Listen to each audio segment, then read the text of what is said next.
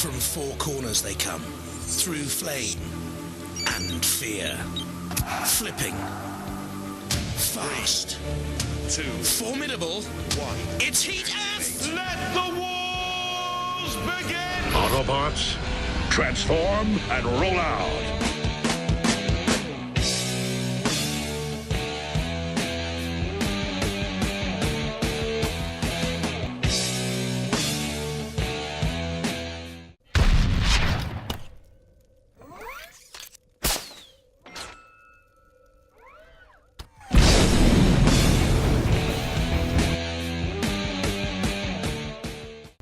On this exciting episode of HTV, we welcome a guest, Mr. Berger of the Robotics Club.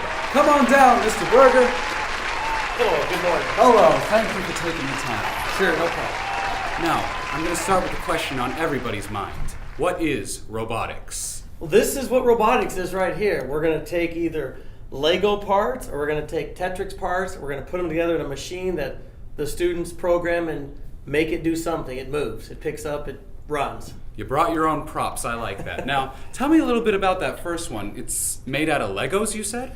Yeah, so right now at Hermiston High School, we actually have a robotics class, and the students that come in that class are going to work with the Lego, this NXT brick right here, which is the brains behind the robot. So they build the robots, they use the NXT brick to control it, program it, and then we have certain challenges that they have to do.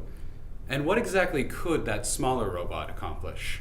The smaller robot's going to move forward and left and right. There's different sensors, so there's light sensors, there's ultrasonic, there's touch. They're going to make all of those sensors, they're going to program all those sensors to make the robot do something. And this all happens in the class? In the classroom, yeah. And then our club, so HHS, Bulldog Robotics, they're going to use these Tetris, which are these big metal parts. They all come in just a box that's just a bucket of bolts, and then the students are from whatever the contest requirements are going to build a robot that is going to match whatever the contest is as far as scoring points. So you can see this one has a bucket on it. It's going to pick up these little 2-inch square blocks, and it's going to put them in a basket. At the very end of the contest, it has to do like a pull-up. So this bar is going to come up like this. If it comes all the way up here, and it's going to hook up on a bar and it's going to pull itself up, and it does do that, I want you to know. And anyway, they've got to program all that. There's a lot of engineering behind it. There's a lot of design. They'll design and work it, and then if they try it and it doesn't work, they got to re-engineer and come up with a different plan. So conceptually, you could program these robots to do pretty much anything, right? That's what the students are telling me. Say, clean my room? Well, they've got robots that do that, yes. Do my homework? I don't know about that. Because I got one of those little Roombas, and I'm not sure how those work. Just kind of follows me around and scares the cat. Yes, that's what this can do too.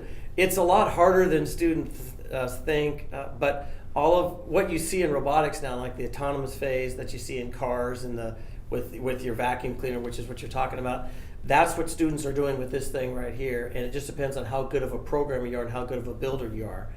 But it's really exciting. It's the latest, greatest stuff. Now, when you look at this from a student standpoint, this is one that enters a contest.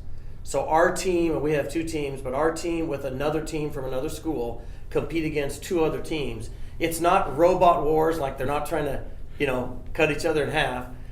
They're trying to score points, and there's lots of rules and regulations how to do that, but that's what happens. And if students at HHS wanted to see one of these contests, when would be the soonest one they could go to? Yeah, we're actually hosting one February 15th, so that's a Saturday at Armin Larvey.